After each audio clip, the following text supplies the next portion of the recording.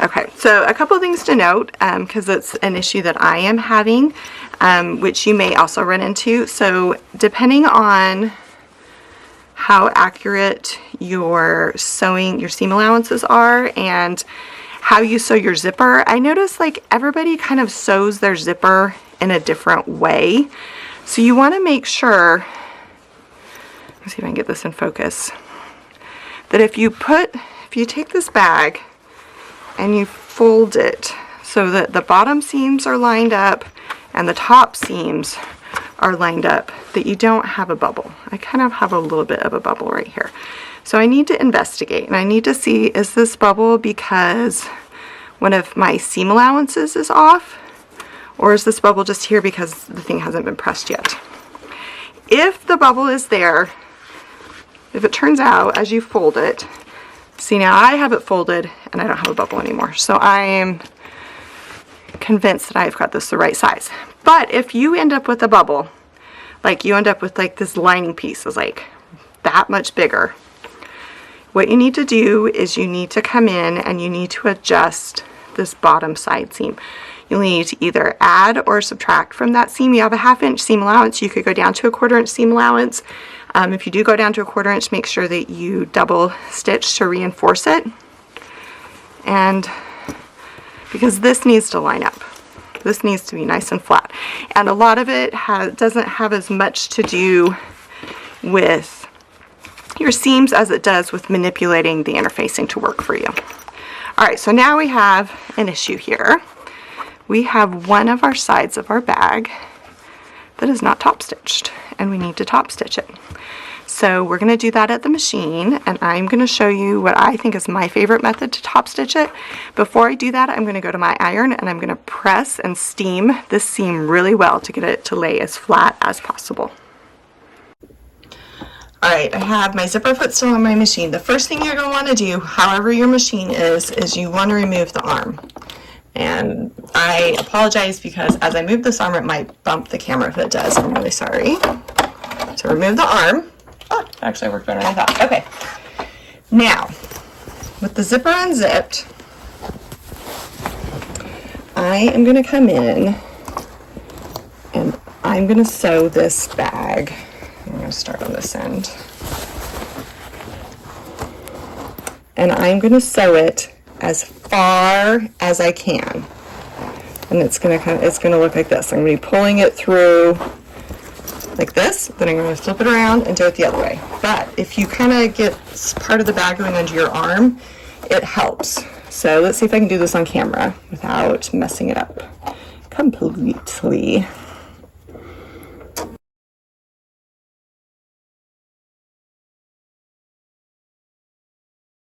All right, and I feel like that is a good spot to stop. I'm going to lock my stitch quickly. Then I'm going to flip it around and stitch the other side until my seams meet. Now when I stitch the other side, I'm going to have to move my needle. So I need to move my needle 3 clicks to the right because now I'm sewing on the other side of the bag zipper.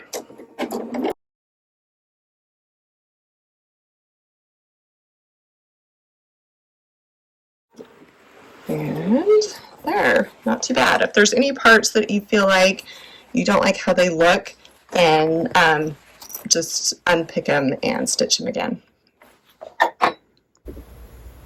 Now we're ready to zigzag the edges. So I've got my bag and I've made sure that all of my edges are flush. If you have like part of your bag, like maybe the interfacing is like sticking out like that, and everything else is straight, go ahead and trim that because you want these nice and flush. If you have a serger, you can use a serger for this part, but I'm just going to use the zigzag stitch on my machine. So I'm going to take my sewing machine, I've got the regular foot back on it, and I'm going to set it for a zigzag stitch. I'm going to still have that arm of that machine off, and sew this, again hoping I don't bump the machine or the camera as I sew. This is off a little bit. I should probably trim that, but I'm not going to. Alright, So you're going to sew, and what your goal is so the center is on the edge, so one stitch goes on, one stitch goes off, one stitch goes on, one stitch goes off.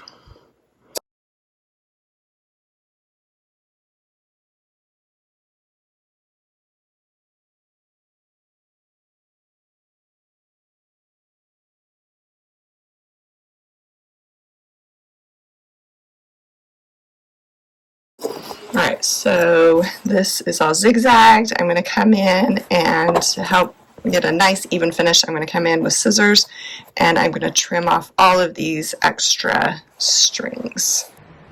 Alright, let's move on to making the pocket pieces on the side of the back.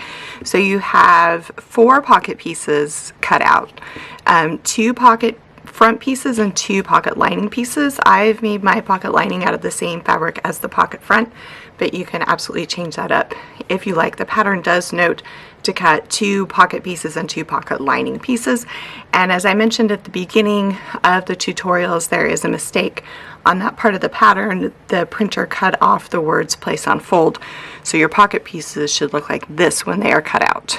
So you've got like a U shape in the top. You're going to take the 2 pocket pieces and you're going to place them wrong sides facing.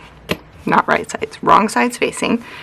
And then you have your bias strip. It has been run through a 1-inch wide bias tape maker, which is a little piece that looks like this. I have a more detailed tutorial of this in another video that I'll link up here if you have never used one of these before. I ran it through here, and then I folded it in half again and pressed it. So now we're ready to finish the edge of this pocket. You just need to, using pins, line up the edge of the bias with the raw edge of the pocket piece and pin it all the way around. Honestly, when I do this, I find it easier not to pin it, but to feed it through the machine as I go, because then I can kind of stretch it and mold it around a little bit. When you're doing an inside curve like this, it's a little more difficult to get it pinned perfectly, so I'll pin it, but then as I go, I'll pull on both the curve of the pocket and the curve of the bias so that I get a nice straight edge. And when I say pull, I mean I'll kind of like flatten it out like this as I sew and make sure, see there's a little pucker, so I'll sew to here, take out a pin, make sure it's flat, sew to there, take out a pin, and so on and so forth. And I'm going to sew just inside the first folded edge, which is just right here. So you don't want to sew on this side of the fold, you want to sew on the inside of the fold and stitch that all the way across. Alright, it's sewn on, so now I can cut off some of this extra. And all you're going to do is refold that bias. And it should go back into place very nicely. That's why you pressed that seam in it really well, so that you have a nice guide. So you're just going to refold that. And then I usually like to sew it first and then press it, but it's up to you whether you want to press it and then sew it. You're just going to sew right, top stitch right on the edge of the bias right here.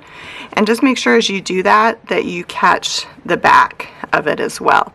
So you want to make sure everything is laying really nicely, nice and flat before you get to that point. Alright, that is now stitched down and we are ready to make one of the side pocket pieces. In the pattern, you have a circle template that you need to trace. It is also possible, this is an 8-inch circle. It is possible to also find things around your house that are 8 inches in diameter. You can put a plate up to it to see if this is the same size. It's a really common size for a plate. You could also use an embroidery hoop. I happen to have a set of acrylic rulers that are 8-inch circles, and I will link those up if you'd like to use those, because I do think using an 8-inch ruler does help quite a bit. But if you don't have that, it's not a big deal. Just cut out a paper circle because it doesn't need to be that sturdy. You'll see why in a second. So we've got a few pieces we're working with here. We have our bag side lining piece, which has the fusible fleece fused to it. So not fusible fleece, flex foam. Sorry, I knew that didn't sound quite right. So yeah, so you've got your bag lining side piece with flex foam on it. You're going to put that wrong side up. You're going to make a little sandwich here. And then you're going to take your bag side piece on the outside, which mine happens to be the same fabric. Again, totally up to you how you want to handle that. And you're going to put that on top of that. So you've got a little sandwich here with the foam on the inside. Now, just take that pocket piece and set it on top. So you've got this little kind of unit that we're going to be working with. You're going to need a marking pen or a piece of chalk. Like I said earlier, I wish I had chalk because I feel like it would work better, but I cannot find my chalk. So I'm going to use my friction pen. You're going to take your template or your 8-inch circle and you're just going to line it up and you're going to draw the circle on. And you'll notice, since this circle is the same size as your fabric piece, that it's obviously not going to go all the way around. Well, I'm meaning like up here, you don't need to draw a line because that's just the edge.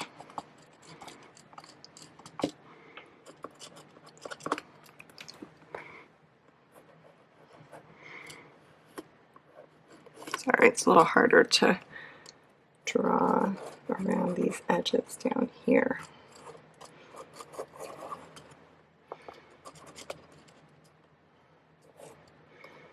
You can see I'm maybe in 16th of an inch short on this one side, but that's okay because my seam allowance is a 1/2 inch, so I've got plenty of wiggle room. You just want to make sure you really can see this circle. This is why it doesn't matter if it's paper, because you're just tracing it.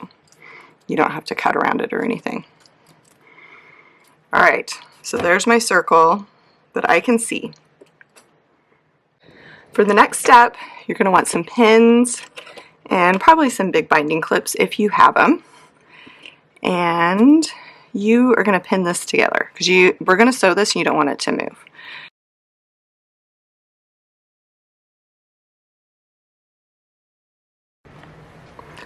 Alright, I've got my little sandwich pinned and I've drawn my circle. You can see, I can see where my circle is. So just make sure you can see where that is. Now you're going to take it to your machine and you're actually going to sew on the inside of this line. This line is your cutting line, but we also need a seam line. So you're going to sew, it's probably easier to see here, 3/8 of an inch to the inside of that line. For me, 3/8 of an inch is the width of my presser foot, so just kind of maybe measure your presser foot on your machine, see how wide that is, and then that should give you a pretty good guide. So I'm just going to put my presser foot right here on the edge, and I'm going to sew all the way around 3/8 of an inch on the inside of the circle. Alright, I've got my machine set on a basting stitch, and here is my line that I drew, and here's my presser foot, and I know that's 3/8 of an inch. So I'm just going to line up the side of the presser foot right there and sew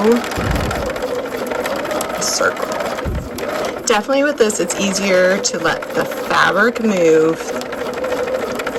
the piece in a circle. Don't try and pivot, just let the piece kind of naturally curve.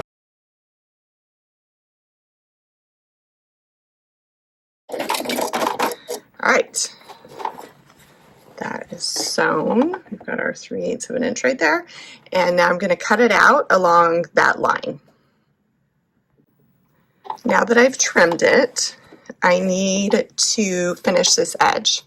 It's going to make it so much easier when you construct the bag if this is all just like one flat piece. So once again, I have my machine set on a wide zigzag stitch, and I'm just going to zigzag around the outside corner.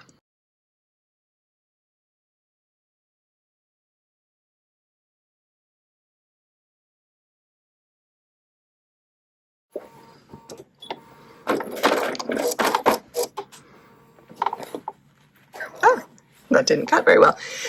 This piece is now zigzagged and ready for the next step of the bag. Before I do that, I'm going to go in and make sure I've got all my little clippy little strings all clipped so that I don't have any extras.